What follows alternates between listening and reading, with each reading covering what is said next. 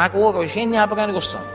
రామకృష్ణ పరమహంస దగ్గరికి వెళ్ళి ఒక శిష్యుడు అడిగాట, ఈశ్వరుడు ఎప్పుడైనా పకపక పకపక నవ్వుతాడా అండి అని అడిగారు. అడిగితే రామకృష్ణ పరమహంస అన్నారు, అసలు ఈశ్వరుడు చేసేదే ఆ పని, ఎప్పుడూ పకపక నవ్వుతూనే ఉంటాడన్నారు. అంటే అయ్యో ఎందుకండి అలా పకపక ఎప్పుడూ నవ్వుతూ ఉండడం అని అడిగారు.